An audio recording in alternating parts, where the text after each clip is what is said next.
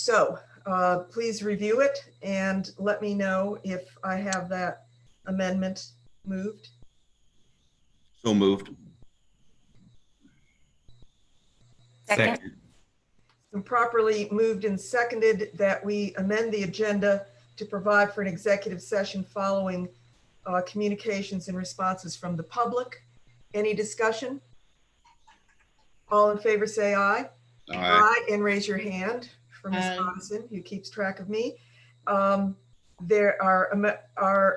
agenda is amended, and now for a motion to approve or further amend the agenda. So moved. Second.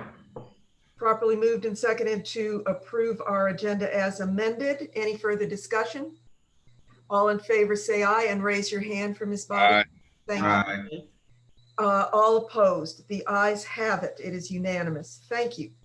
Item number 2 on our agenda is communications and responses from the public. Ms. Bodison, do we have any members of the public who wish to be heard?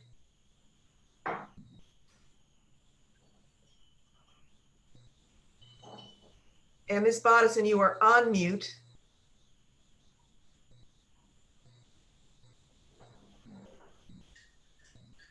And Madam Chair, yes, I have Claire Sims and Rhonda Martin. all right. Claire, I'm sorry, I didn't catch your last name, but so excuse me, but Claire, would you care to address us?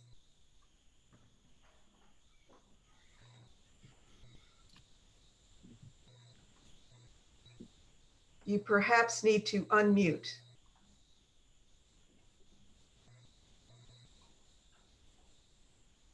No, I didn't have any questions. I'm just a member of the media who's observing. Okay, thank you for being here. Ms. Rhonda Martin.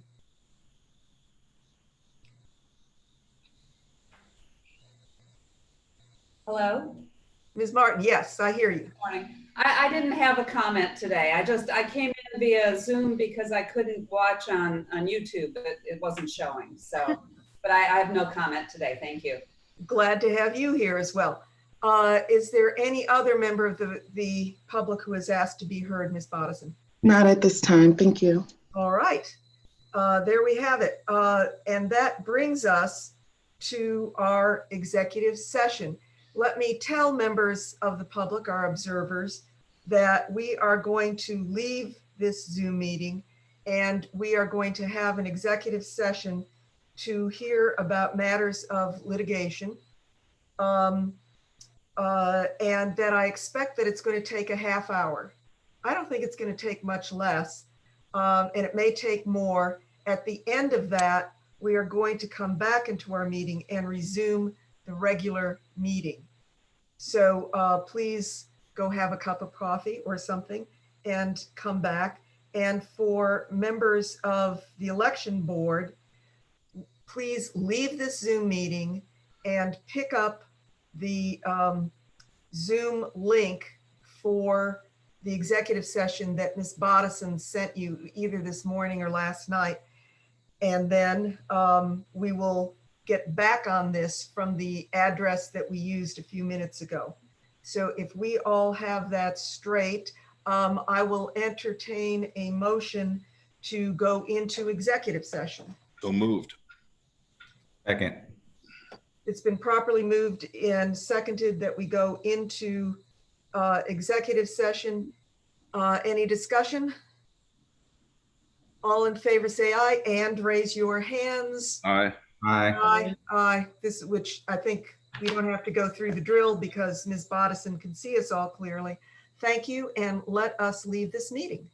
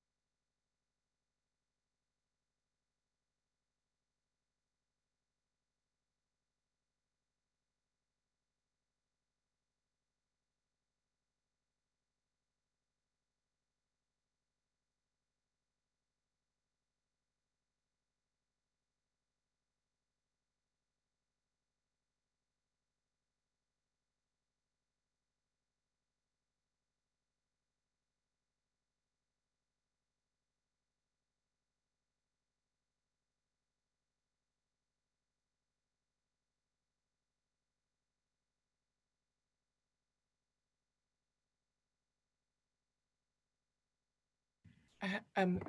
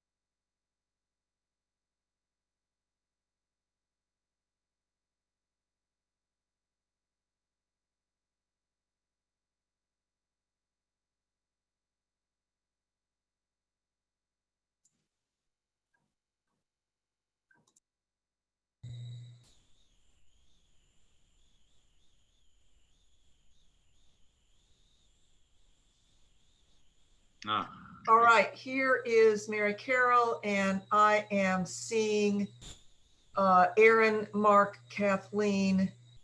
I don't see Ms. Nuruddin. Does anybody else see her? No, Madam Chair. I assume she's having technical difficulties. Ms. Bodison, do you have her phone number? Yes, ma'am. Will you give her a call as the rest of us get situated? And before we take up anything substantive, Mariska, right, we still don't have her. Before we take up anything substantive, I do have a quorum. Do we have a motion to resume our regular, oh, there she is, good. So all of us are here, the entire board. Do I have a motion to resume our regular meeting? Moved. So moved. Dr. Ruth is so moved. Mr. Wingate, did you second? That's fine. Great. Any discussion? All those in favor, Ms. Cooney, yes. Mr. Wingate, yes. Mr. Johnson, Yes. yes. Dr. Ruth, yes. Ms. Nuruddin, yes. It's unanimous. Okay, we can resume our regular meeting. We are on item number 3, which is the approval of minutes from our special meeting of August 11th, our regular meeting August 13th, our special meeting of August 21st, and our executive session meeting of August 21st. Please take a moment to review those and tell me if you have any additions or corrections. And when you've had that opportunity, I'll entertain anyone's motion. Move to approve. Second. We have a motion to approve our minutes for August 11th, August 13th, August 21st, and the executive session for August 21st. Any discussion? All in favor say aye. Aye. All opposed? I believe that is unanimous as well. Dr. Reith, we've got your eye on that? We do. Okay, that brings us to item number 4, which is the monthly operations report for August. Mr. Barron. Good morning, everybody. We've been preparing for the September 29th congressional election. Early voting began last Tuesday, and we will be open until September 25th, including this Saturday. We have 7 sites open. We had poll technicians receive training on Monday, August 31st for the September 29th election. And we'll have a poll technician at each one of those sites. And we're also having the election day technicians, we're coordinating to have those technicians that'll be working election day visiting the early voting sites as well, so they can get a little hands-on experience while voting is taking place. We will have 94 polling locations for September 29th. The quantities of poll pads and ballot marking devices are required for this election are 336 poll pads and 1,056 ballot marking devices. We're going to have 971 poll workers and 94 technicians assigned to election day. We have begun training for September 29th. We also have training scheduled for the November election. Much of the training is occurring at Helene Mill Senior Center, located on John Dobbs Avenue. And the poll technicians are also going to receive poll worker training in addition to the technician training that we are giving them. We've ordered 38,449 ballots for the emergency ballots and provisional ballots that are in the precinct. We have been, you will later in the meeting, a number of new polling sites you will be able to approve to get us up to 251 polling locations for this election. And I think Nadine will tell you, I think there might be a couple more pending, but then after that, we want to get those squared away by the end of this week, because we need to make sure we get everyone notified of these. Ralph's crew has already been sending out, preparing and sending head of household letters for all the affected precincts. Now, with regard to bandwidth challenges at the EPC for doing the bulk file update on the poll pads, we have, since the operations report was written, it seems as though and Dwight can correct me if I'm wrong, but it seems as though there is a switch that we installed up to 1 gig of bandwidth, but I think there's 2 switches, and they limit the speed because they're so old to 100 megabytes. So AT&T is going to replace these switches so that we can get the full gig of bandwidth out of them. And that should enable us to upload or download the bulk file update onto those poll pads in much more timely fashion than we've been able to. So we're looking forward to seeing if that happens. And if we need to get a cache box on top of that to speed it up further, we will do that. But we're waiting to see what happens once AT&T makes the change to these switches. As you can see, with regard to voter registration, we've received 198,655 applications so far in 2020. 32,940 of those were in August, and total new applications for 2020 is 67,119. So about 1/3 of all the applications we processed are brand new. We mailed out 611 letters to voters who were suspected felons this month. And we have we have 1 call center with 32 workers in it.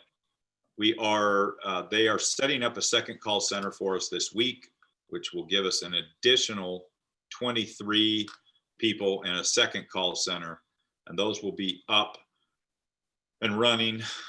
They're also able in those call centers to help out with absentee by mail applications and voter registration applications. So it's increased our capacity, especially once we get this second one up and going. Now, Runbeck, with regard to absentee by mail, the initial run of absentee ballots is going to go out September 19th. Last Tuesday at 5, I guess it was the 8th, at 7 p.m. was the deadline to get everything entered that we had received.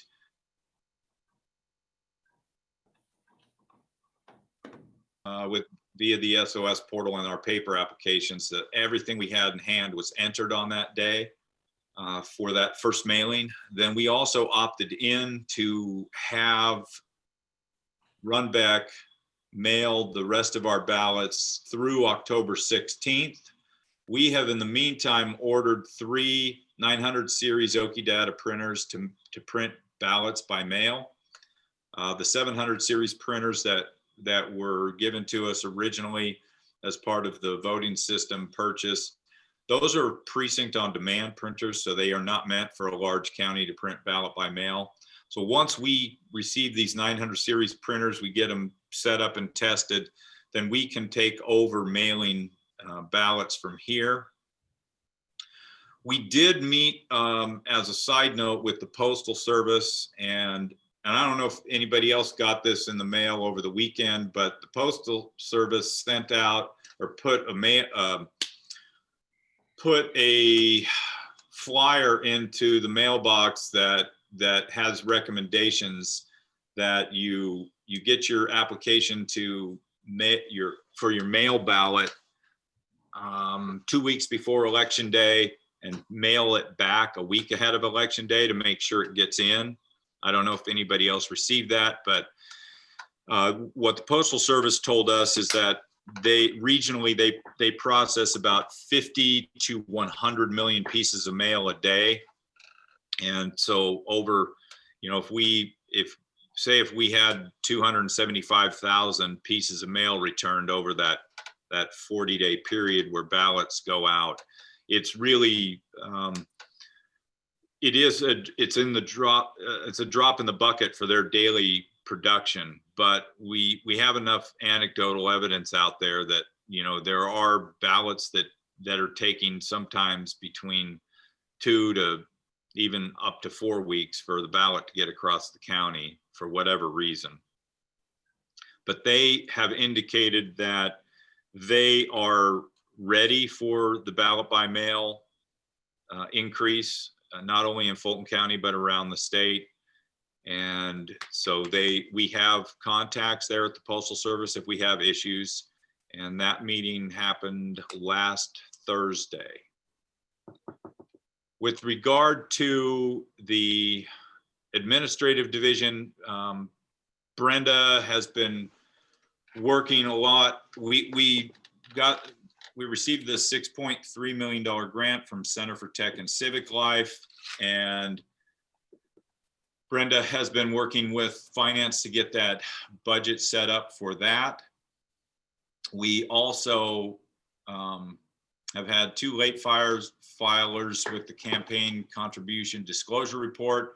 And as you can see on the admin schedule for voter education and outreach, that Kelvin, who leads the team there, they've started up with Zoom meetings, and they even did have one in person at Greenbrier Mall. But we have been able to schedule, and we're trying to schedule more and more demos to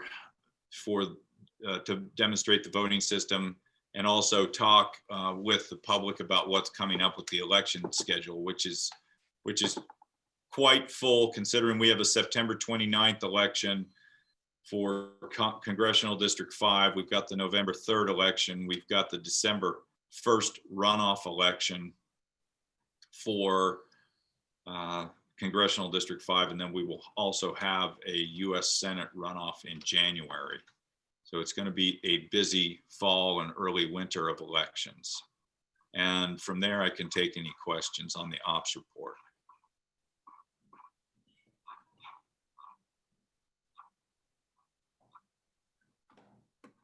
I'm gonna jump in since is there a backlog of voter registration? Somebody just emailed me that question, Rick, so. Ralph, do you have the current numbers on voter registration? We approximately about 10,000 total for the processing of voter registration applications at this time. And okay, just for clarity, Mr. Jones, what are you saying about 10,000? What are you saying about that number? That's how many we got to enter. We're behind about 10,000 yes, sir. application at this particular time, which is not a lot for Fulton. Yeah, we've had more than that before. Right. Yeah, right. Thank you, sir. The next one is regarding the sample ballot. Is there an update on the sample ballot, Rick? Yes, well, the composite ballot we have to design that ourselves because the state system can't produce a composite ballot like the old one. I believe on Friday, Dwight, you finished the proofing and got those corrections back to the state, correct? That is correct. We finished the proofing portion on Friday. And have they sent us the new version? No, they won't until we actually get all of our precincts settled. Okay, so after we approve the polling places today, then they will send us back the final proof.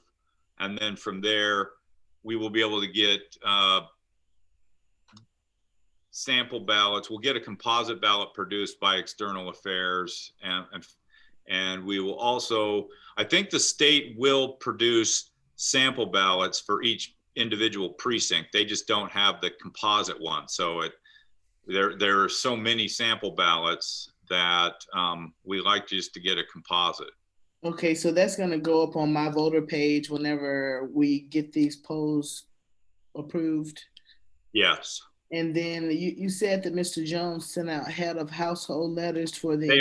they are doing that now. They've ordered the precinct cards for all of the previous polling place changes that you approved. And then they are stuffing the letters to go out for the head of household mailing. And in that head of household mailing, it will indicate what your September election day location is, as well as what your November election day location is. Do you think there are going to be cases where those two polling places will be different? The September and the, I think in we had a special election where we tried to do something like that before. And for most folks who just can, read through it and understand it, I just want to make sure we weren't. I just wanted to know if there were any polling like will one person receive it and they have a different place to go to in September than the general? there's going to be about 77 locations that will be different from August or from September to November. Okay. I just want to be able to, let folks know that we have to let the community know that, because if folks show up in November for a location that was meant for September, and then have a letter from us saying, I just want to be able to educate the folks about it. So. Yes. Okay, that concludes yours. Mr. Johnson, I'm sorry, I muted myself before I could recognize you.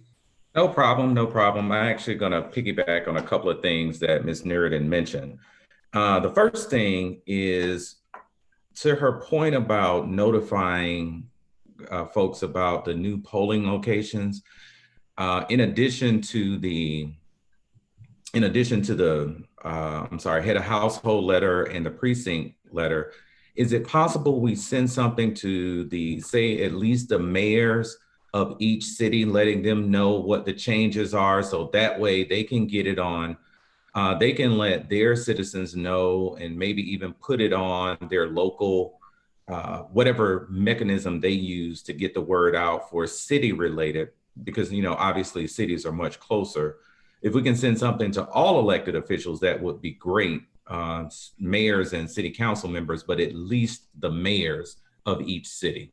Yeah, we're going to send those out to the mayors, the city clerks. We'll get them to elected officials. We will also send it to the NPUs in Atlanta.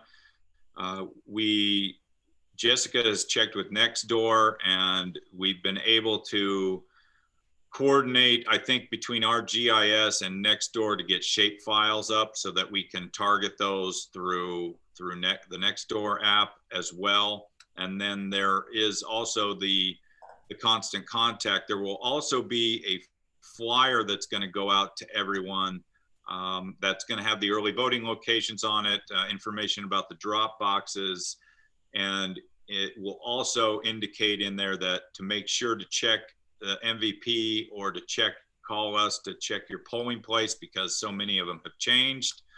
And that flyer, the final version of that is not complete yet. I think it probably should be approved today. I think there's an email in my box with the final version of that. So that will also go out, and that is going to be a colored flyer. It's like going to fold out 3 ways with a lot of information for voters on that as well. Okay, I just want to make sure you at least get it to the mayors and the commission, the board of commissioners. They tend to say that we'll make changes and not let them know when they have the ability to send notifications out, just as an extra layer to help us out. A couple more things. What is the total number of drop boxes we're going to have? I saw the list that you sent out.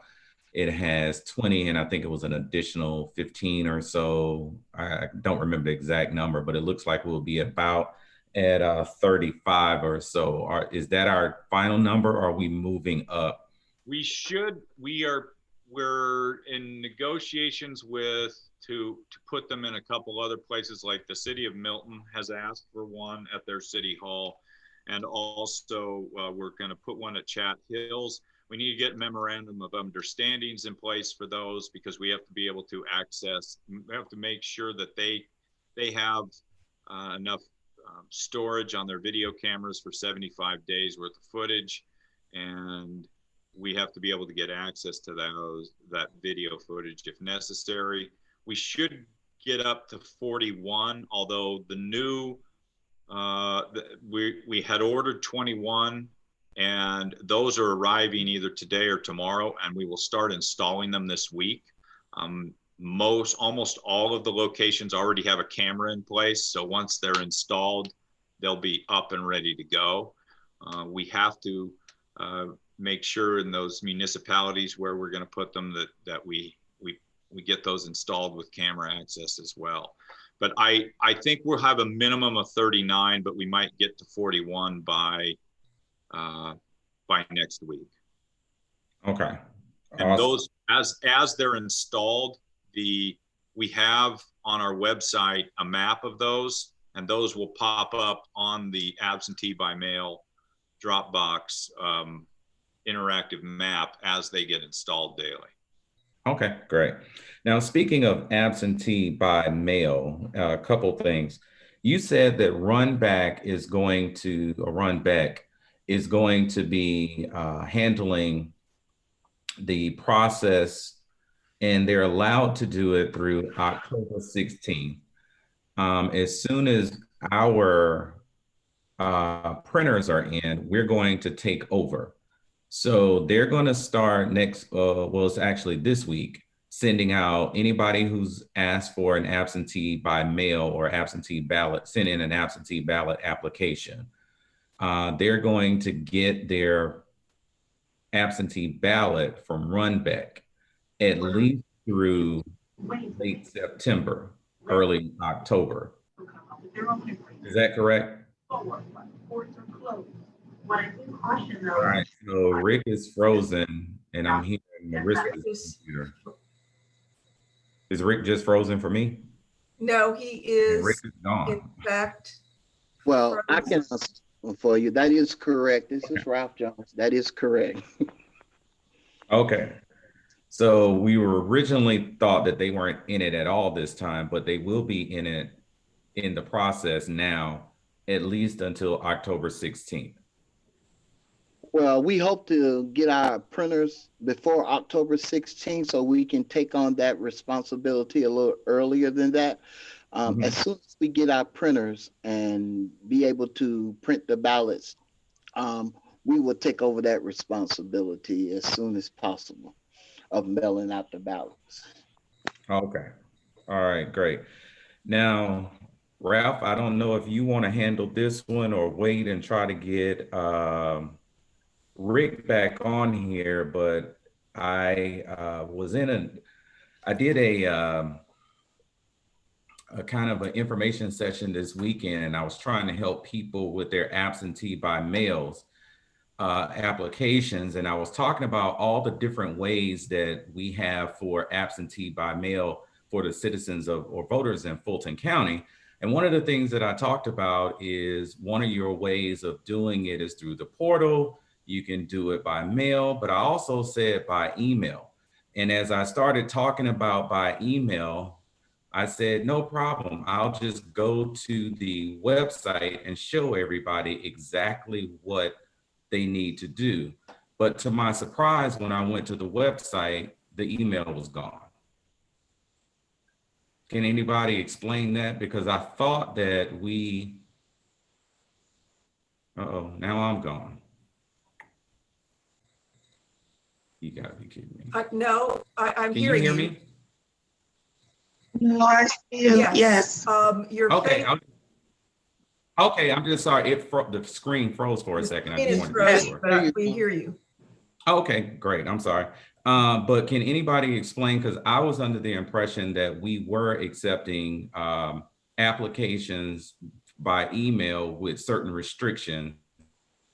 And I do understand that we were pushing people to use the portal, but because email was an option, we were still going to use it. And I noticed that it's not, we discussed it and it's not on the website anymore. I can talk to that one. We are still accepting emails. In fact, we just got about 125 today. Yesterday, I should say. So we are still accepting emails. The text that we were trying to do is what we was trying to do is to see if we can get our portal up and running, our upload system up and running. And so we asked the text to be changed so that we can make sure that the portal is up and running though. So then why was it removed, the option removed from the website? Because the email address and the option to email is not there anymore. Well, what we was trying to do is steer the public to the portal at this particular time. It's not to alleviate the emails altogether, because we are still accepting emails at this particular time. It could just be me because, you know, I always say it could be me. But if we're offering something to people, but we don't tell them it's offered or show them how they can do it, then how do they know it's being offered? If we're still accepting, because if I on Saturday at about 10:30 in the morning wanted to say, you know what, I'm going to do my absentee ballot and I'm going to email it in, I could not have done that because when I went to the website, it was not there. So I understand, but to me, it just seems like there's this adverse to doing it by email, which is an option that we have said we were going to do.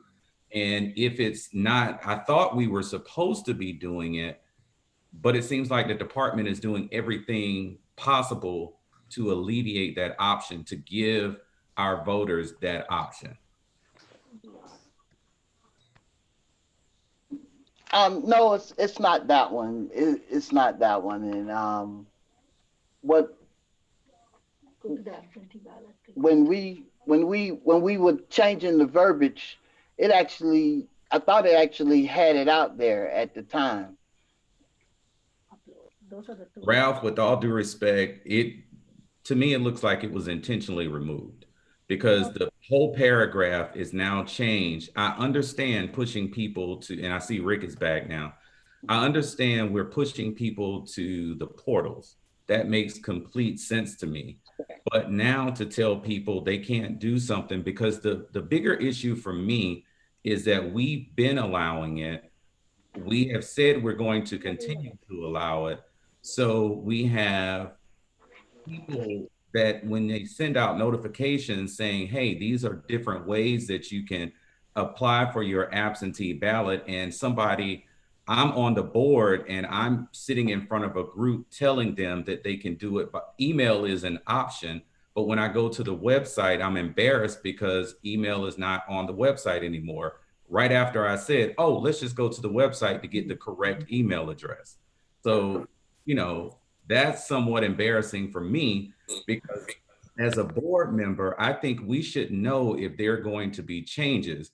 And to say that the information on the website was changed, but that was just happened to be left out because this continues to be an issue, that things about the email just changes every single time we have a meeting. We'll have a meeting, we're told this is going to happen, and between meetings, there's a major change. It's been like that for the last 5 months. So are we accepting emails? Are we not? If we need to make a motion today, which is what I said last month, do we need to make that motion? And why does it keep falling off and telling people, not telling people we can't, but making it seem like for voters that we are not? Okay.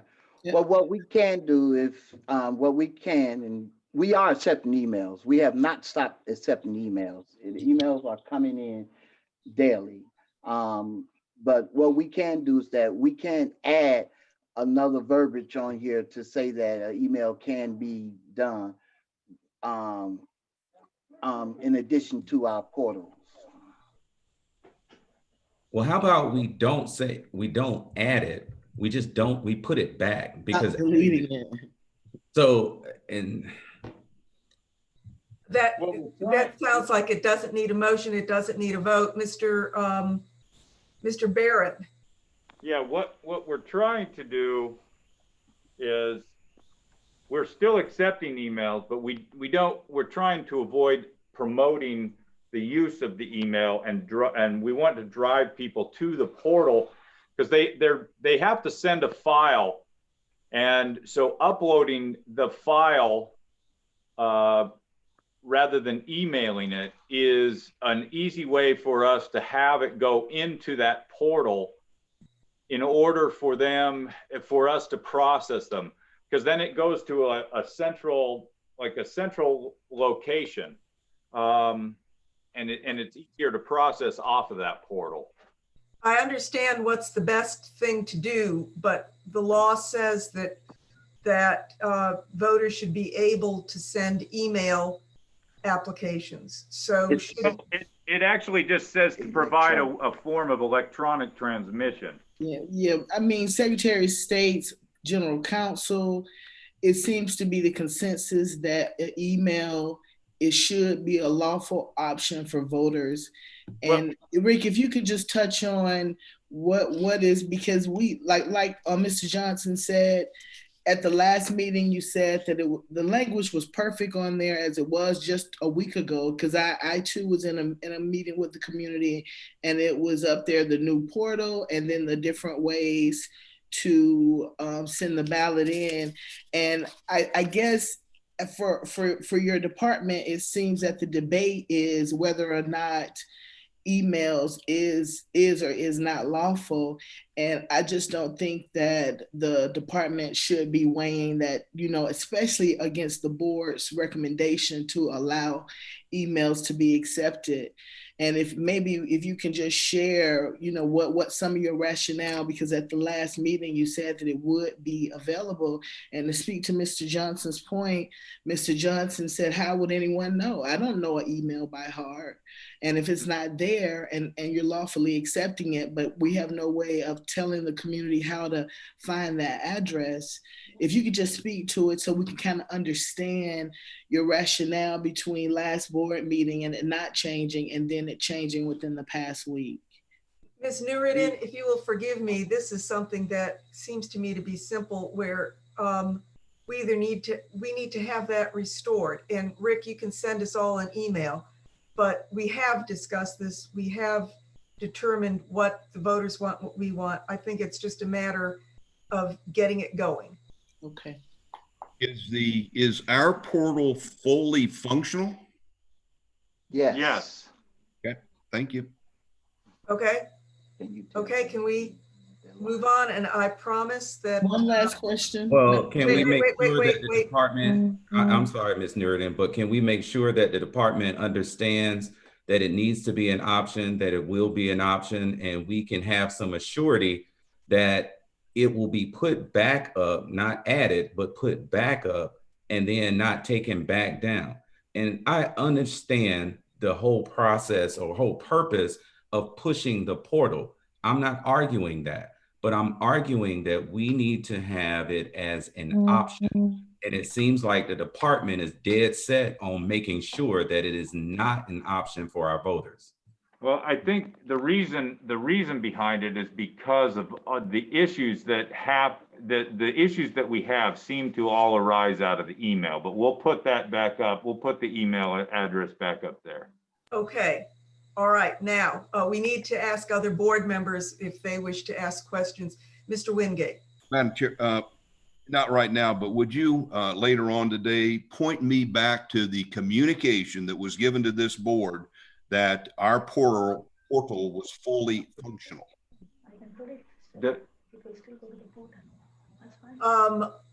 I can't do that. I can't do that within this meeting, but I said later on. Wait a minute, but you want to know when did BRE learn that when portal was functional? From Rick or his group that our portal was fully functional. Okay. I've got that note.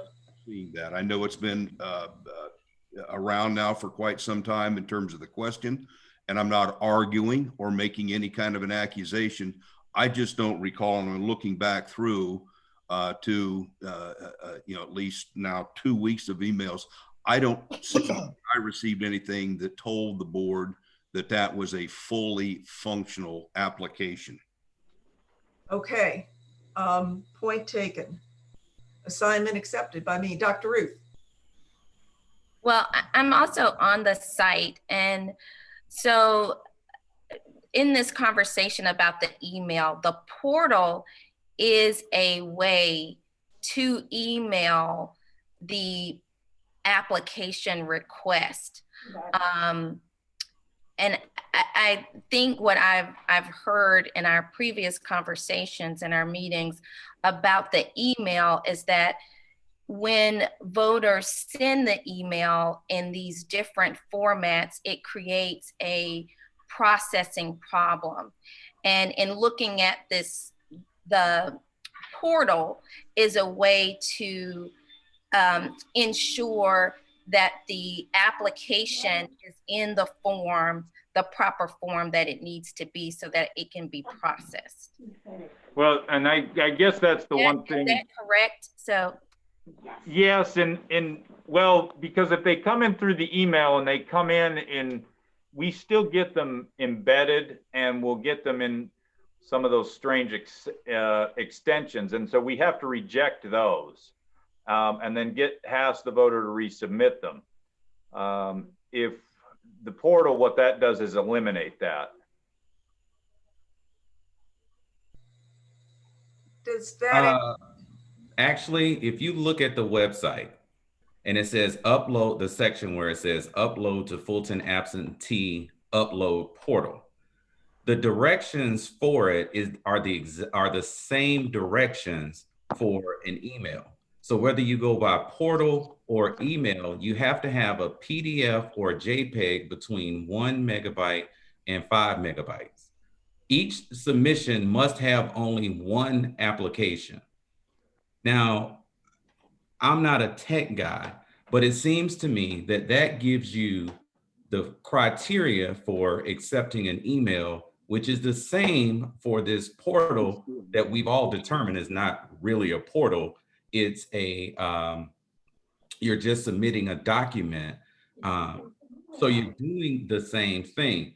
The difference though is your ability, if someone has an application, they can, if someone gives them an application, they fill it out, as we've all discussed over and over again. So many organizations are sending applications to people. So they get the application, fill it out, they can take a picture, they can scan it, they can do all these options, and it's easier for some people to email it. If you want to push the portal and put it at the top in red lighting with flashing lights, I don't have a problem with that.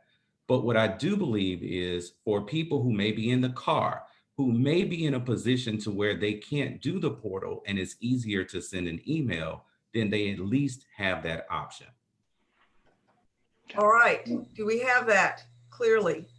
Yes, we can make that. Question about the portal. Okay, we're gonna, Mr. Barron and I will have a conversation after this meeting, but let us move on. I do have a question about the portal. The signature, how is the, yeah, if you don't mind, yeah, I don't want to take up too much of your time, but the signature verification for the portal, how is that done, Mr. Jones or Mr. Barron? The application is just an application, and so there's no verification on the portal end of it. No signature verification? Not at the portal end of it. All it is for an intake mechanism to receive whatever they want to send to us electronically. So thank you, sir. And the last question is will the voter have a receipt or some type of, so with an email, you know, I can show that I sent an email with one attachment. With the portal, will the voter still be able to have the capacity to do that? Yes, they do get a response back from us, as soon as they submit their request to the portal. Okay, thank you. You're All welcome. right, board members, any other? Oh, last thing, are there 2 portals on the Fulton County's page now? It is the Secretary of State portal. We are trying to drive everybody to the Secretary of State's portal. Gotcha. But, and you know, we have to have something saying Fulton County also. Yes, sir. Thank you, sir. Any other questions concerning portals? I consider that concluded, and I've got an assignment that I will take up after this meeting concludes. But I have a couple of questions about the operations report. One is about personnel and staffing. The report says we have 15 permanent employees and 3 managers. I thought that a year ago, the number of permanent employees was up to something like 40. Am I forgetting? Oh, that is for the voter registration department actually has 16. As of the operations report, they had 15 plus 3 managers. There's usually 19 in voter registration. We have 34 full-time in the department. Okay, that sounded more like it. Second question about absentee by mail, because people ask me, and as I give out this answer, I wonder about myself. What you said is that we get to begin scanning a week before the election, and maybe I'm on the wrong page. Oh yes, Secretary of State report. The State Election Board approved the early scanning of absentee ballots to start a week prior to Election Day. And what I understand is that we can open the envelope and we can feed the ballot into a scanner, and that the data, data in raw form is recorded, but not the identification of candidates at that time. Is that correct? Yeah, we can begin scanning 2 weeks before Election Day, and we scan those ballots into a scanner, and that data is stored, and then we end up tabulating it on election night once the polls. 2 weeks prior to the election?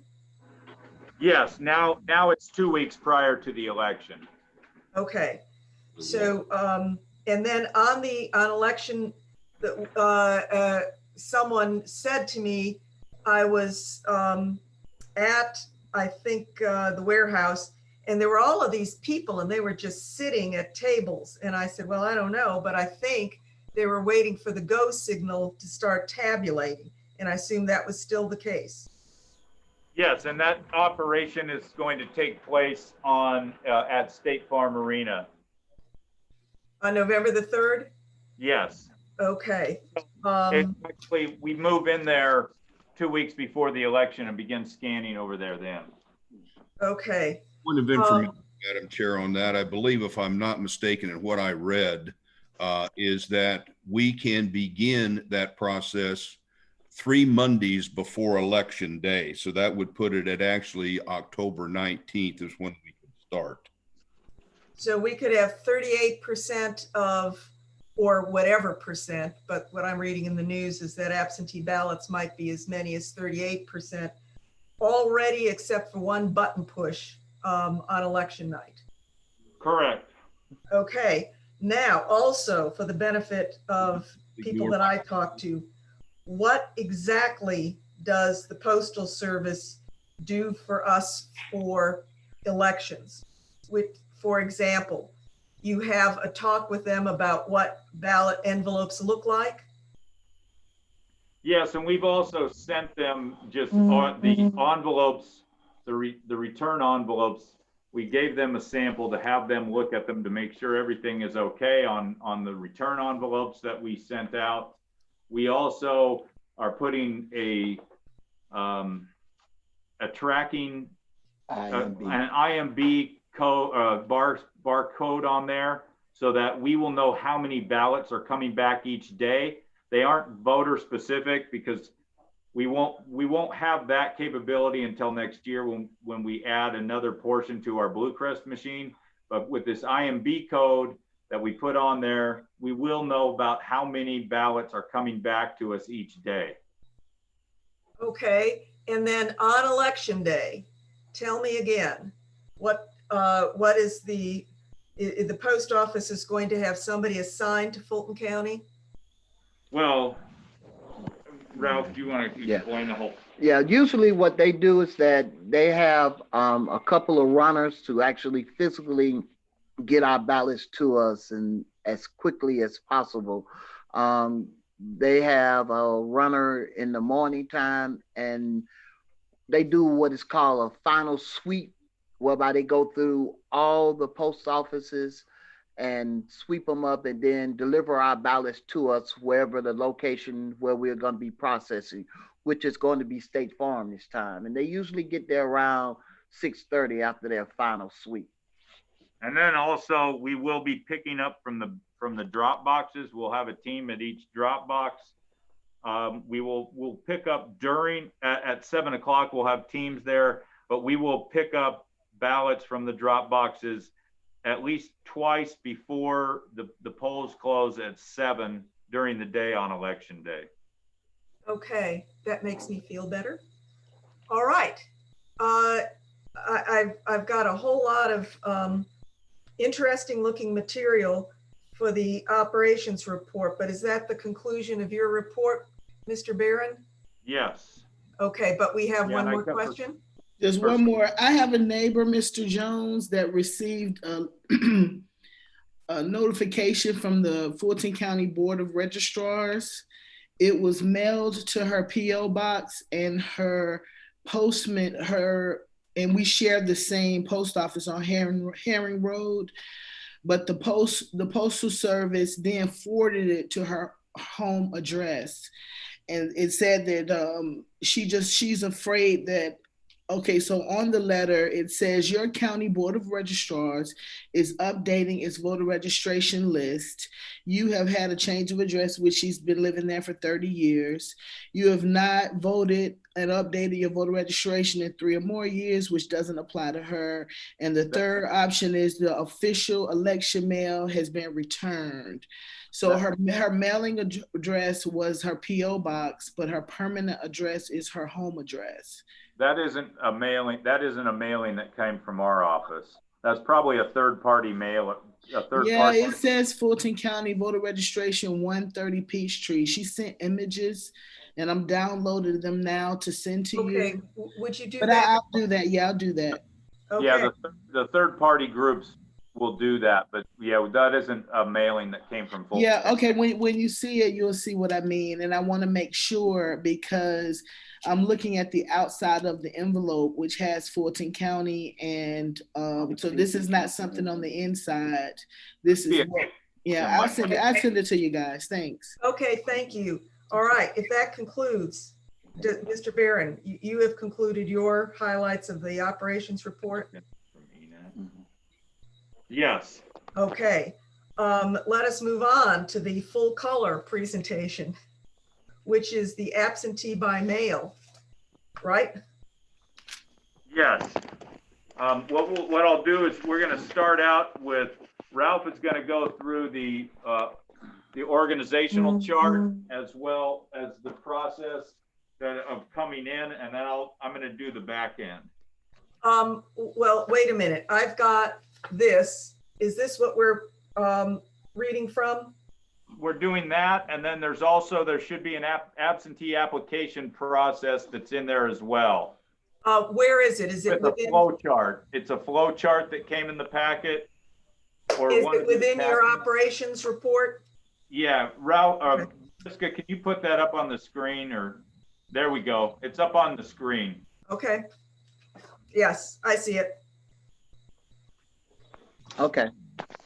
Let's start. We're just going to go over the absentee ballot process and how we are operating at this particular time.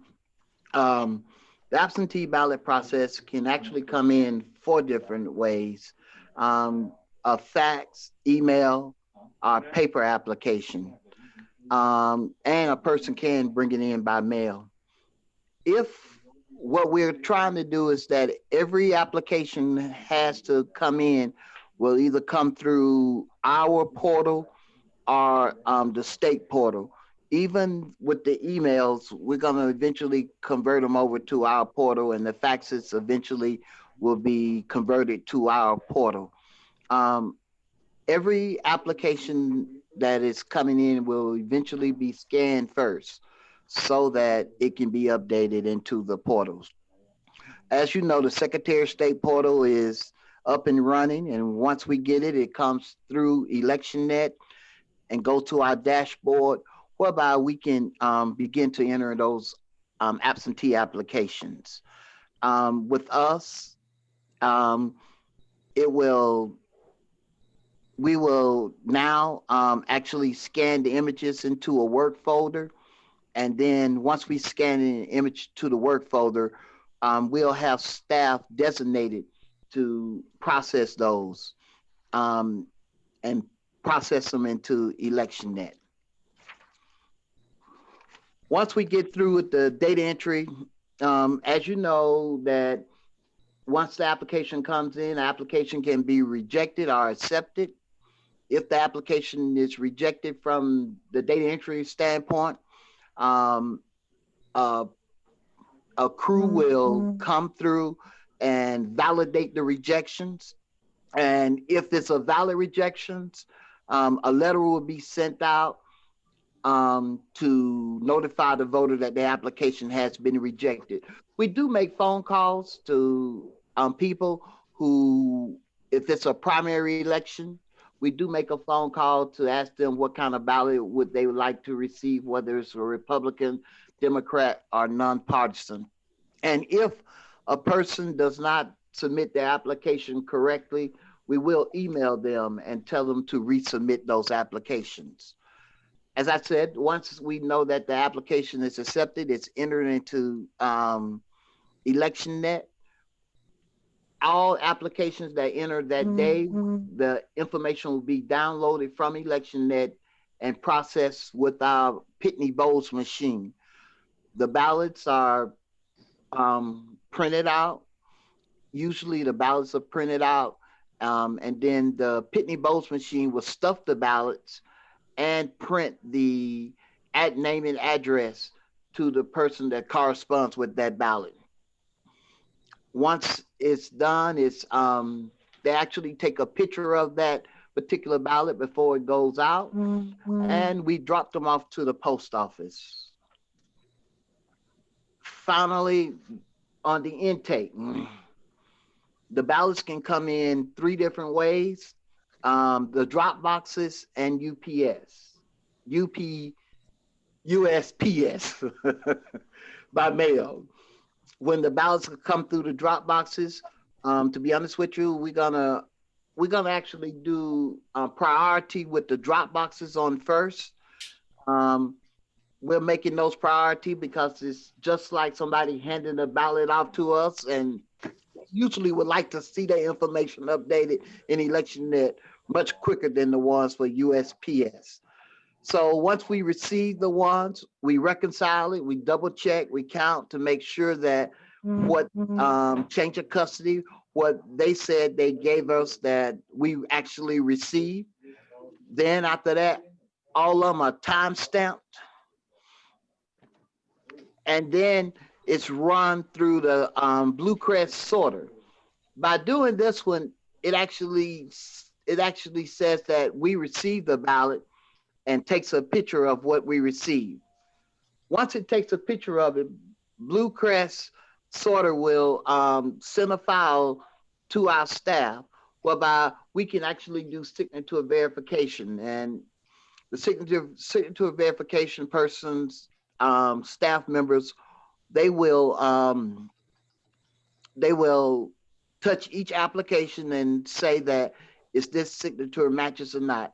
If it doesn't matches, they will send a code back to the Blue Crest machine to let them know that the code didn't, the signatures did not match.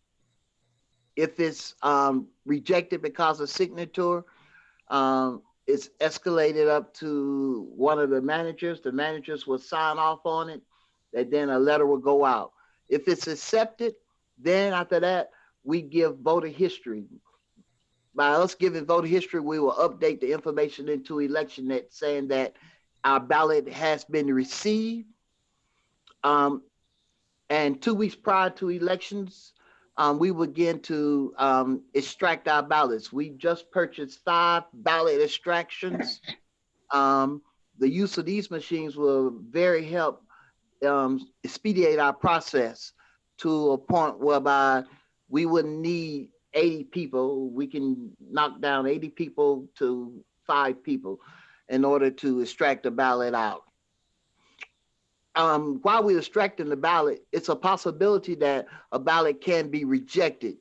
2 reasons being is because if a person sends back their envelope and there is not a ballot in it, obviously we cannot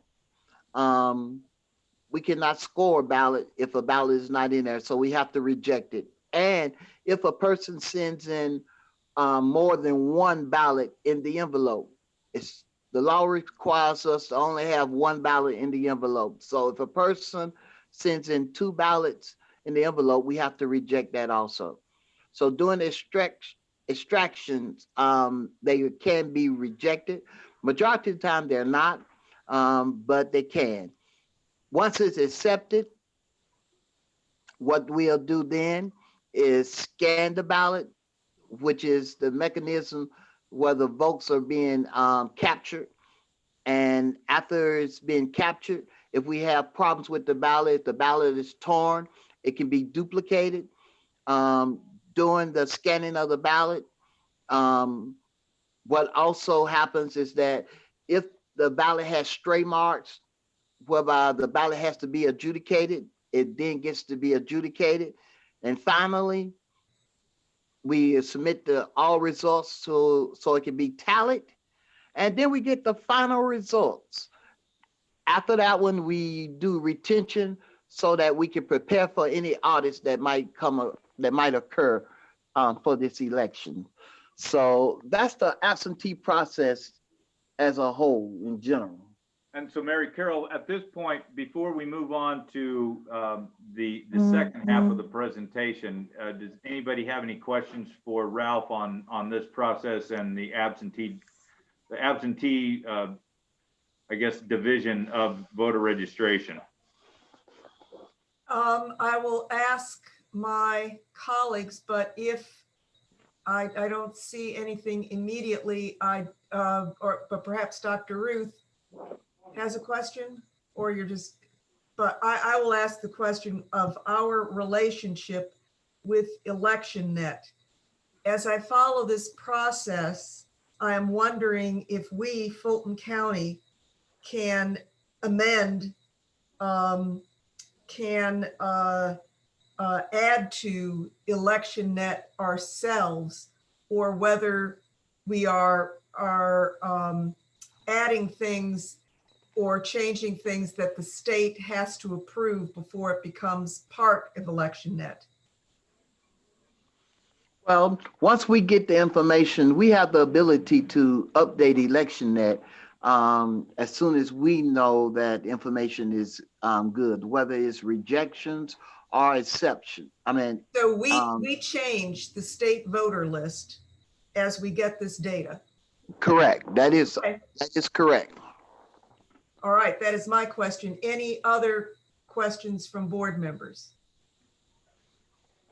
I do not see any other board members. Mr. Jones, thank you for that. And now can we get to the full color bars and graphs voting at home presentation? Yes, we've been working with Vote at Home. They are a nonprofit organization that specializes in helping promote voting from home, absentee by mail. The people that work for it, most of them are out of Colorado, so they have extensive experience in changing from a state that is all in person to a state that is almost all vote by mail. So we've been working with them the last couple months, meeting with them on a regular basis to talk to them about absentee by mail processes. And Steve Struthers, who is a consultant that the county hired that's been working with the internal working group, has also been working with us on that. And so we can go to this presentation. This is. Oh dear. Is that a freeze? It appears to. This is like a living There doc. you go. Mr. Barron, you froze out for about 30 seconds, so you may need to repeat something. Okay, well, I'll start along with this. I basically was just saying that Vote at Home is an organization we've been working with, along with Steve Struthers, who is a consultant for the county, and he was formerly of Accenture. And between Ralph and I, Karen, and Vote at Home and Mr. Struthers, we put together this presentation. I'll go through the first about 9 slides. The rest of it is more for the board's information. It gets into the details of how the scheduler features work. And if the board wants to have, I guess, a discussion about all of the personnel scheduling that goes on with the scheduler, we can do that. But I will keep this more high level at this point. In this presentation, we're going to have an overview of the assumptions, path to success, the anatomy of a ballot wave, which is how many ballots that will be returned at a time, and then the planning that we'll be making as a staff to have the number of personnel necessary during this process. So when we were talking with them over the last couple of months, the assumption was made that maybe 50% of all of the ballots cast could be from absentee by mail. The number of registered voters we have in Fulton County right now is about 790,000.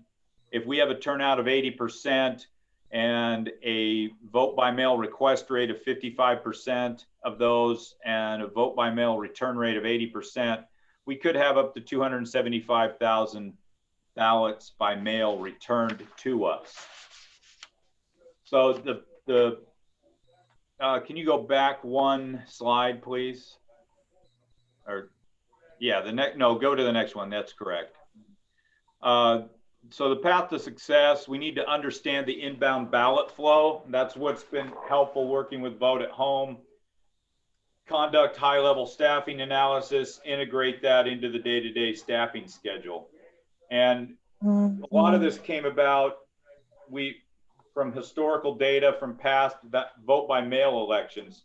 Is in Fulton County, other than June, we really don't have data to draw on. So that's why it's best to go out and have experts from elsewhere give us this input. So we have an ability to define and understand the capacity of staffing and equipment processing. And that's one of the reasons we went out and got the opener extractors.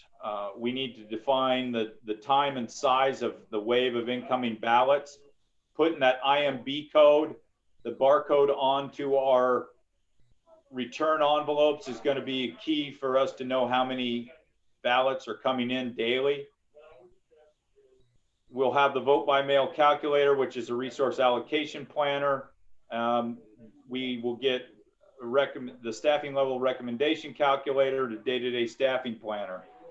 So success looks like having an understanding of that incoming ballot volume, tracking those incoming ballots, adjusting the resources appropriately, and then preparing for the risk limiting audit after the election and making sure that we don't have post-election day backlogs or late certifications. Next slide, please. Wrong direction. There we go. So election day, 47 days from election day, which would be September 18th. That is the issue date of all of the applications that we processed through 7 p.m. on September 8th. Those are the first wave of ballots that are going to go out to voters from Runbeck. The state will mail those ballots out. We should get a steady return of 1,000 to 5,000 ballots back per day until October 19th. We will be doing pre-processing of signature verification, and sorting will be crucial operational steps. By the end of this phase, we should have a large cache of ballots that we'll be able to process, be able to open and get through the scanners. So during that first 32 days, we expect to have about 30% of our returned ballots here at Fulton County. Phase 2, the next 14 days, which begins on October 19th, we can process all of those received ballots. We will extract them, prep them, scan them, and get those through. Now our throughput now on our scanners, it's much better than it was in June, and we did really well in June, because we had, I think, 93% of all of our ballots were scanned by the day after election day. The throughput that we have now is about 4 to 5 times greater than it was then. So we can scan approximately up to 2,000 ballots per scanner per hour.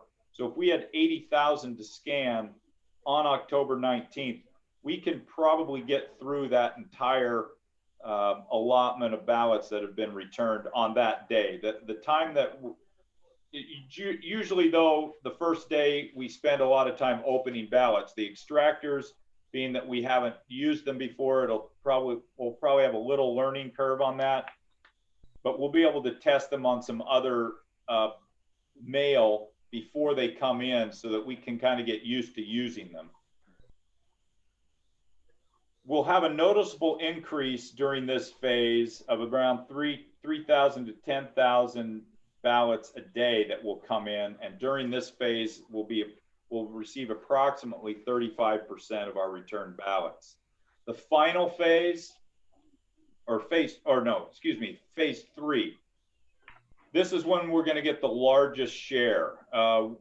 Could be 20 to 50,000 ballots per day in those last couple of days, especially with the number of drop boxes that we have.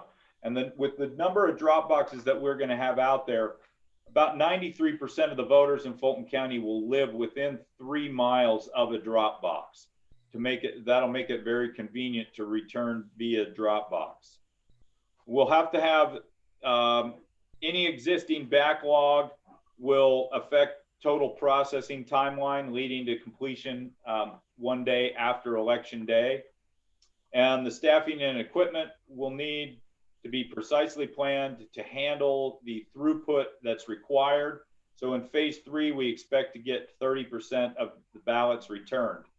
Now, since there was a stay on the court case of how many days after election day we could accept ballots, now it's still only on election day up until 7 p.m. we can accept ballots, but we need to clear that backlog so that we will be done scanning essentially the day after election day.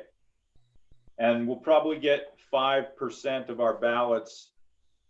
We'll have about 5% to still scan the day after election day. So if you go to the next slide, which is an example of a ballot wave, it gives us a breakdown of the inflow of ballots. And you can see that as in the gray bars are what we are going to be getting per day, and then how it accumulates over time during phase 1 to where you get up to about 80,000 to process once October 19th hits. And that is how the wave will probably look and how the accumulation will happen. Next slide, please, for examples for phases 2, 3, and 4. Again, you start out with the 80,000 that we have verified, and then how many we process each day. You got the daily incoming, you've got the ballots fully processed, and then you have the backlog to be carried over to the following day. You can see once we get through processing that initial run that is accumulated up through October 18th, we then the backlog will essentially go away, and we'll keep up with the processing until the last couple days when the inflow of ballots increases greatly again. Now, this next example on the next slide is what happens if you don't get that initial inflow of ballots processed, where you have a major backlog. But as we've gained experience with this, and I think in June, this was one of the areas where we did really well, was processing those incoming ballots. We were way ahead of any of the other counties in terms of what we processed. And then in August, we got another, we had another crack at it. Once we were set up over at State Farm and everything came in on election day, the only thing we had to scan left was what we got from the drop boxes in the afternoon and the evening run from the ballots that came out of those drop boxes. Other than that, we had scanned everything. So I think we put this worst case scenario in there just to illustrate what happens if you get behind and you don't catch up. I'm just going to go to the next slide just briefly, and then I'll end it there, because this gets into how we will allocate resources and the estimated throughput.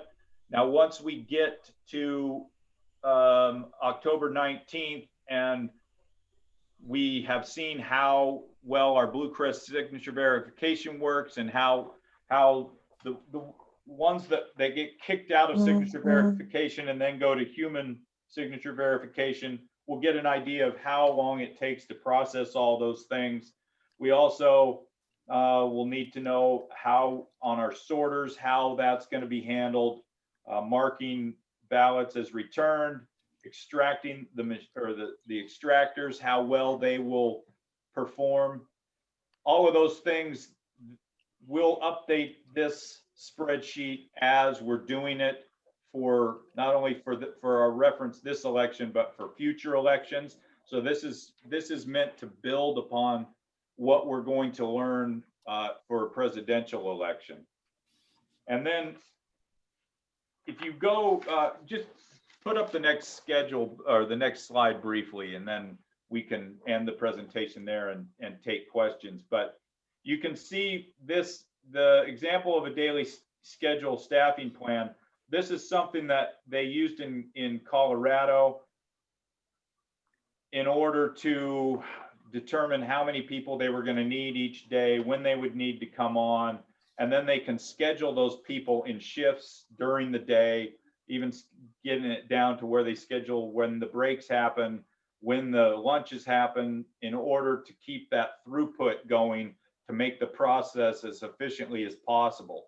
And we are definitely not done with Vote at Home. They will be out on site, and we're meeting with them still weekly, and we give them the updates on our ballot inflow, including what we've seen coming in through applications. And they're helping to give us advice on to make sure that this process goes as smoothly as possible. So from there, Ralph and I can take any questions.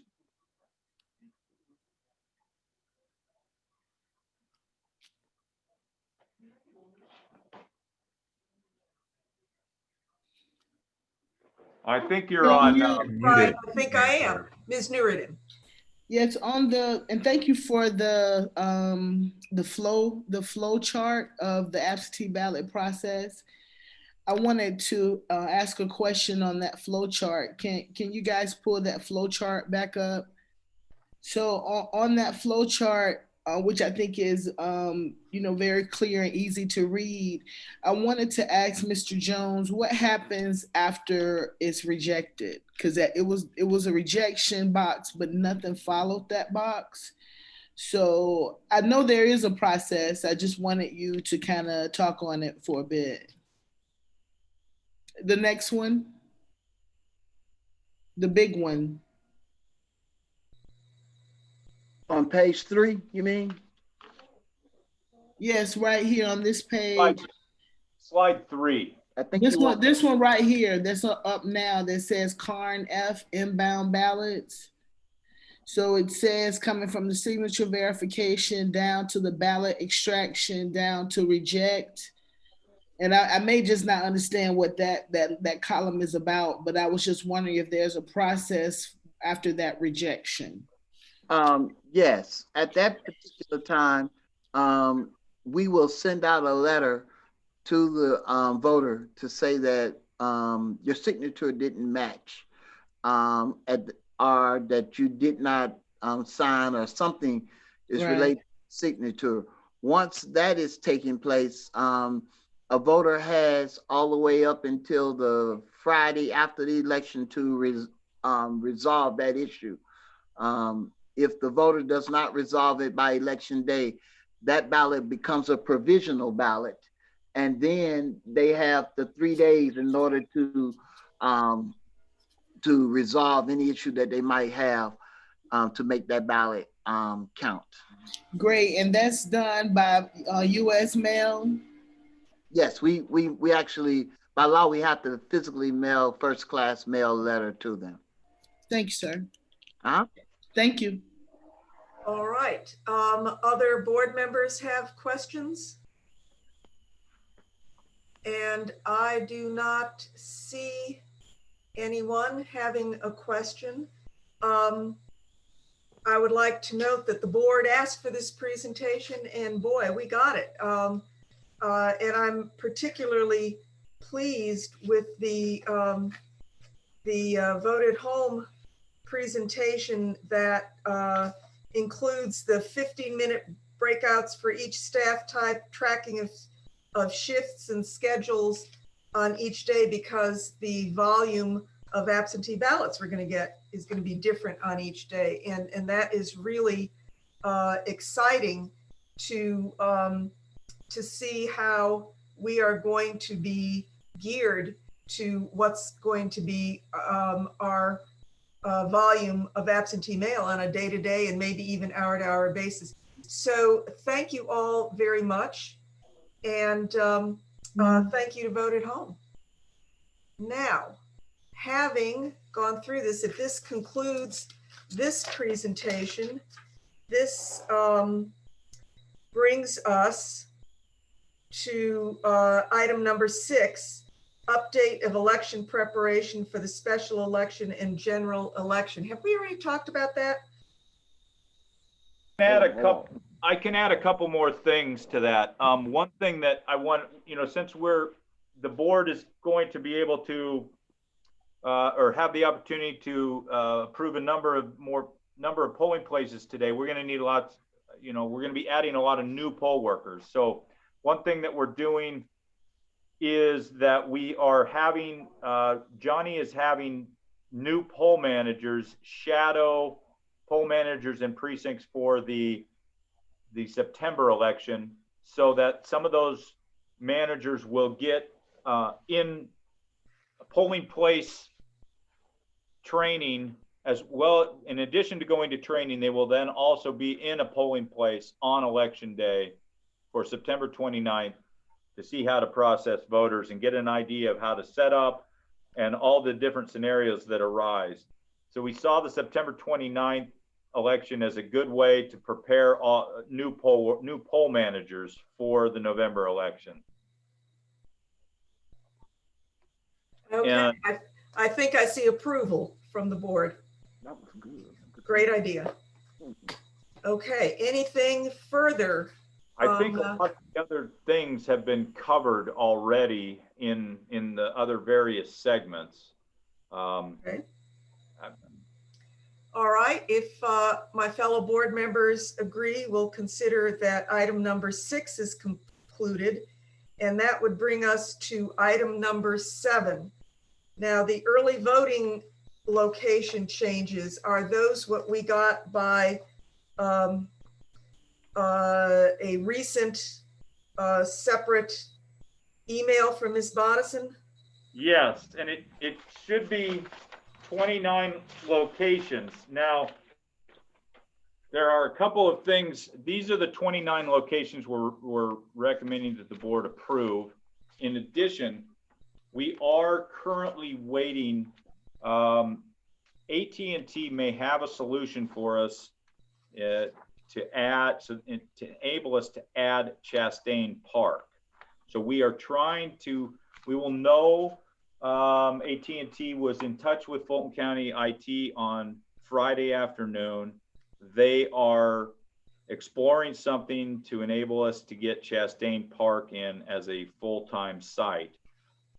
What that will do is we can get Chastain Park in as the 30th site. That is going to completely change the outreach and bus schedule. So we will, once we know for sure that way, then we might have to revamp the bus schedule, because if we don't have Chastain, we're going to have to put the 2 buses there for the first week. We'll put them there Monday through Friday, and then we'll run one of the buses around primarily in District 2, because that's the one district that only has 4 early voting sites. The rest of them all have 5. Then the other bus schedule will then go down and spend most of its time down in District 5 and 6. With District 4 having State Farm, that in addition to the other sites, it has that giant mega site. One of the other things that we've done is we've added Georgia International Congress Center. That will be a smaller mega site. It will have about 50 BMDs at it, and the Benson Center up in Sandy Springs, Benson Senior Center, will also have about 50 BMDs. The main mega site will be again at State Farm, but these are the locations. This gives us 5 locations in each commissioner district except for District 2, and hopefully we'll be able to add Chastain to even that out throughout. We also have confirmed 3 outreach locations at Georgia Tech, Georgia State, and Metropolitan State. Morehouse, Spelman, Clark, Atlanta, we tried to get in over there for early voting, but they declined for this election. From my understanding is there aren't a lot of students on campus, if any. So we're just going to do the 3 state schools for our outreach locations. And then depending on what happens with with Chastain, that's going to affect the buses and where we go to some of the senior centers and some of the other locations. But I want to get that schedule finalized by the end of the week. All right. Director, when do you think, Mr. Wingate? Director, when do you think that you will have the final solution on Chastain? Is there any? Well, the voicemail from AT&T indicated that they have forwarded that up the chain, and they're going to try to get back to us right away. They know what the time frame is.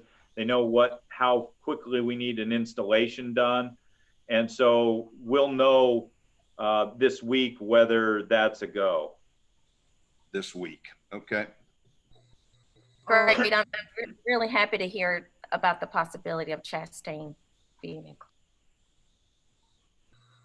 May I add that I am delighted on behalf of Midtown to see the High Museum of Art as a polling. They actually they approached us on that and said they would like to be an early voting site, and that just seems like an ideal site. Parking will be free there, as it will be at State Farm, some of all the other early voting sites. Right. their tragedy is offered up for the benefit of our voters. Amazing. Yeah, we've had a lot of, I mean, in addition just to these early voting locations with State Farm, High Museum, Georgia International Congress Center, there's been there are a lot of community partners that have come forward to provide poll workers and other things. And a lot of silver linings have come out of the June election. So, the ACLU, Metro Atlanta Chamber, State Farm, all these other organizations, they do need acknowledgement for their contributions. Okay, Mr. Wingate. Now, Director, taking the Chastain Park issue off the table, if that can become an early voting site, in looking at where you have then the other outreach locations, there's not one area that I would consider in the northern part of the county. We haven't released. Basically, once I know about Chastain, then we'll send you the rest of the locations, because that is going to have a huge impact on the remainder of the mobile voting precinct bus schedule. We're going to have both buses parked at Chastain Park for a whole week if we don't get that as a permanent site. Well, so both buses or both not? I don't like buses. Both RVs will be at Chastain. Yeah, essentially. Bus. I think Mary Carroll, got me on, talking about the bus. I think I correct her calling it an RV. Well, you're right. And I've got to say, I enjoyed so much voting at State Farm, but I think I will have just as much fun voting in an RV. I may have to schedule that. And Director, one of the first one is going to be delivered this week, so we'll have a press event once it is here. There are 2 check-in stations and 9 voting stations on each one. Okay. Wow. That's great. I think that's a wonderful, wonderful concept. The other thing is, you had mentioned maybe a week or so ago, maybe it was during the last meeting, you all had looked at utilizing what is the Thomasville, I think it's a Thomasville furniture store. It's vacant now up by North Point, up by North Point Mall. Yes, the internet, we looked at that, and to get any sort of internet connectivity in there would have been next to impossible. So we had to move away from that. Okay, thank you. Okay, any other questions from board members? And I am hearing none. These are early voting locations. Board members, are you prepared to approve these? And do you want to approve, do you want to give a, if Chastain comes online, you might want to add that, I don't know if you could, whatever language to approve Chastain I know how to do that if the board would like it. But let me look back at, it's not on the list. Am I correct? No, it's not. It's not currently on the list. Okay. And I just lost the list in our big packet, but let me. It's on the list of outreaches. No, it's just this was just going to clue me in as to how to handle this procedurally, and I had it, but I just lost it. Anyway, I will entertain a motion, if anyone cares to make it, to approve the, how many? 29 locations. Oh, here it is. All right, and I've got them. To approve the 29 early voting locations that have been recommended to us for the general election, to amend it by adding Chastain Park when and if available. So moved. Anyone who did that? Aaron Johnson. Do I have a second? Second. Mr. Wingate. All right, it's been properly moved and seconded to add Chastain Park when and if available to the recommended early voting list of sites. Motion, all in favor of adding that? Aye. Aye. Aye, and hands up, yes. And all opposed. I think we're unanimous. So we have a list of 30. Do I have a motion to approve all of those, including Chastain? So moved. Second. Properly moved and seconded. Any further discussion? All in favor say aye and raise your hands. Aye. And it is all opposed, but it is unanimous. All right, thank you for that. And now that takes care of item number 7 on the agenda. Then there is item number 8 of polling place changes for the general election. Mr. Barron. Yeah, Nadine, are you on here? I am here. Okay, take it away. Good afternoon, Madam Chair and members of the board. We are requesting precinct location changes and precinct splits in an effort to reduce the number of voters assigned to precinct locations. We have confirmed with our legal counsel that the time constraints may be waived due to the auspice of COVID-19. By reducing the number of voters assigned to facilities, we're attempting to reduce voter wait time should voters choose to vote in person on election day. All relocations have been surveyed for handicap accessibility. The precinct changes will be advertised in the legal organ with the reason for the change noted. All voters affected will be notified via head of household letter and precinct change card via postal mail. We're also working with our communications department to advertise on billboards, bus stops, and marquees to encourage voters who choose to vote in person on election day to confirm their precinct location on the Secretary of State My Voter Page website.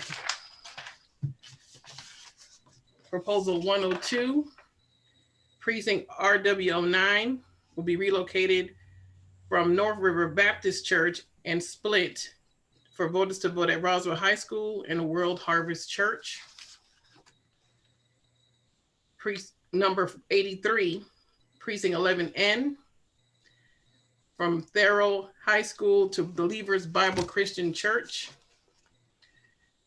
Proposal 119, precinct 06D, will have 3 splits. Voters to vote at Morningside Baptist Church.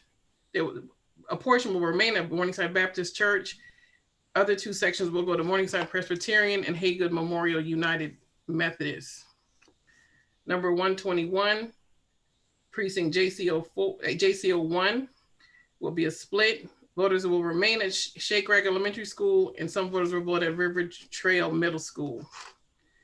Number 122, precinct FAO1B will be split. Some voters will vote at First Baptist Church of Fairburn. Others will be relocated to New Beginnings Senior Center. Number 123, EPO4A. Some voters will remain at Brookview Elementary School. Others will vote at Woodland Middle. Number 124, precinct 12A. Some voters will remain at Metropolitan Library. Others will vote at Sylvan Middle. Number 51 and proposal 126 will be relocated, which is precinct 02L1. Voters will be relocated from Piedmont Park Magnolia Hall to Lutheran Church of Redeemer or the Fox Theater. Number 127, precinct 02A will be split. Voters will vote at Piedmont Park Magnolia Hall and the Historic Academy of Medicine. Number 128, precinct 11M, voters to remain at Thurl High School, others to vote at Adams Park Recreation Center. Number 129, 09K will be split. Voters to remain at Northwest Library at Scotts Crossing, others to vote at Scott Elementary School.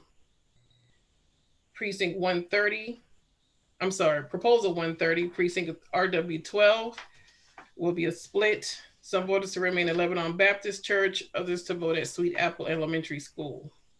Number 131, precinct SC15, voters to vote at Enon Church as well as Cliftondale Elementary School. Number 132, precinct SC07A, Voters will vote at Bear Creek Middle as well as Creekside High School. That would also be a split. Proposal 134. We have presented that to you as 06I, but we have revised that to a better location. We will actually relocate precinct 08 H as in hat from Sutton Middle to Covenant Presbyterian Church. Number 135, precinct 02F1 and 02F2 will be relocated from Central Park Recreation Center to Pond City Market. Number 136, 07M, relocated from Cathedral St. Philip to Buckhead Theater. Number 137, precinct 05J, relocated from Butler Street Baptist to David T. Howard Middle School. 138, precinct 11B will be a split. Voters to vote at Ralph Buntry as well as Southwest Christian Academy. Precinct 140, number 140, which is precinct ML03, which will be a split. Voters to vote at Hopewell Baptist Church as well as Summit Hill Elementary School. All right. Number one. Oh, go ahead. I'm sorry, go ahead. No, I thought you were concluded, but you're not. No, I'm sorry. I have 4 more. I'm sorry. Okay. For number 125, I don't believe you all received the map for that, or you might have received the map, but it was not on the spreadsheet actually. But that is going to has been confirmed. Precinct 08P and 09H will be relocated from the filing warehouse to Mount Ephraim Baptist Church. For number 139. I do not believe that was on your spreadsheet, or did you receive the maps because the sites were pending, but they have been confirmed. For precinct SS13 A and B, which is a Church of the Redeemer, they will vote at North Fulton Training Center. Number 133, which is precinct UC02, we want the split to be approved, although the location is the location has been confirmed to the gathering place. So it'd be from Etcher's Community Center to the gathering place. They'll vote at both locations. It'll be a split for that precinct. Proposal 141, precinct 07A.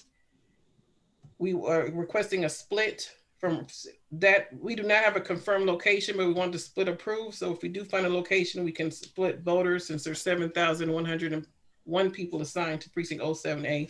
We're seeking an alternate location and we have a location pending. And finally, number 142, which is precinct SS09B, be relocated from Mount Vernon Baptist Church to Sandy Springs United Methodist Church. And that concludes the locations we're requesting today. All right, how many changes are those? How many did you present to us? I believe it's a total of 26. I have to double check the number. I'm sorry. All right, well, do that. Questions from board members?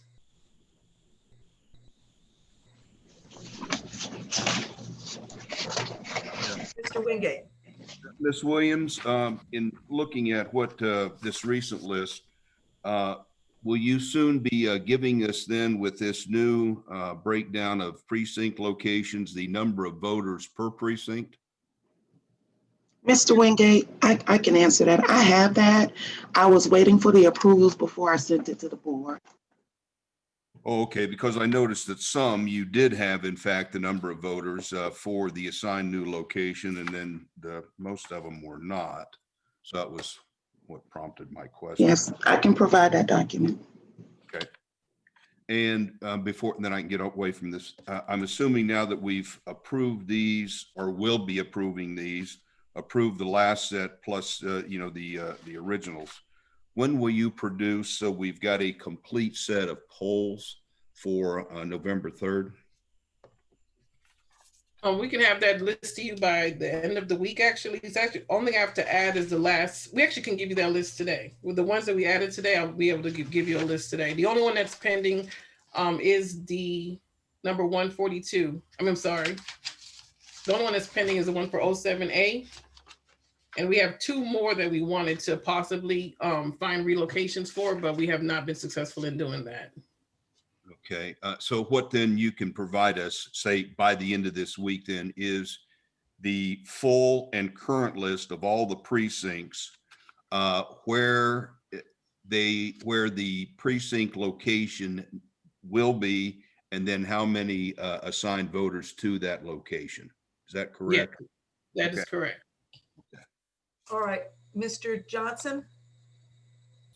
Okay, 2 real quick things. One, will these splits, and I think I know the answer, but just to be clear, are these permanent splits for the future? Yes, they will be. In an effort to reduce all precincts under 5,000 voters per precinct, we are going to make them permanent. Okay, great. And just a quick reiteration of making sure we reach out to the local elected officials about these changes, because I've gotten about 3 to ask about them, and they're very anxious to let their voters know where they need to go. We will do that as well. Okay, thank you. Okay. Any other questions? And I hear none.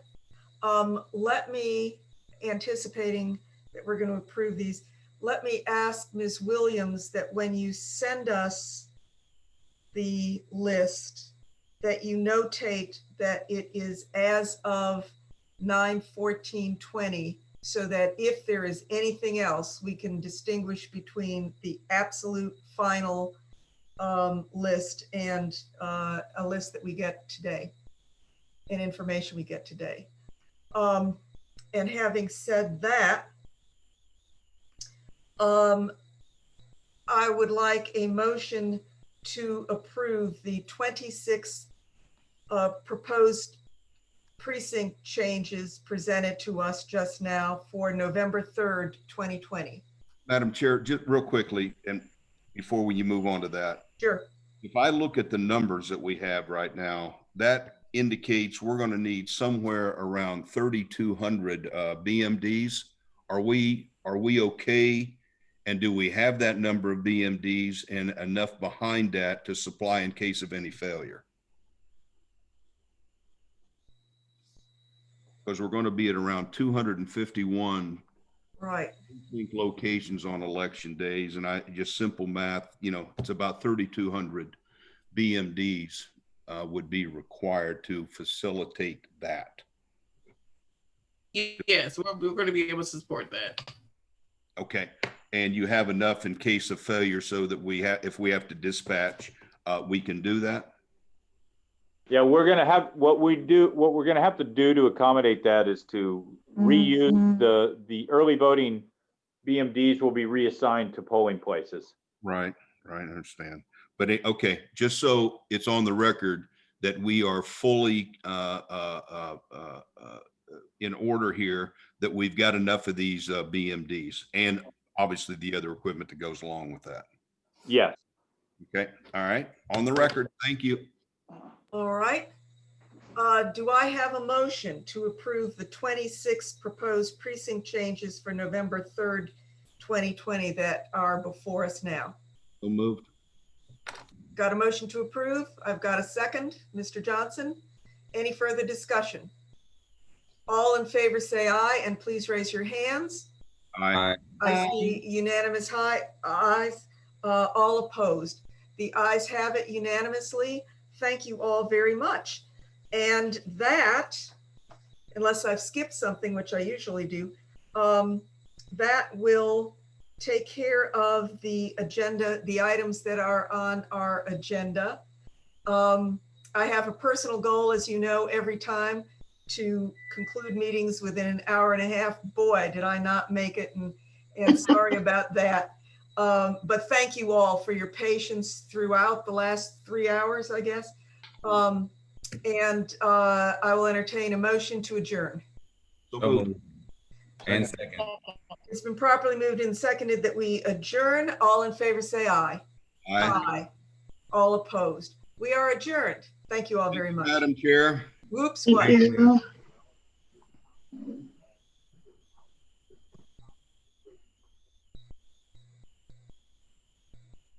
Okay.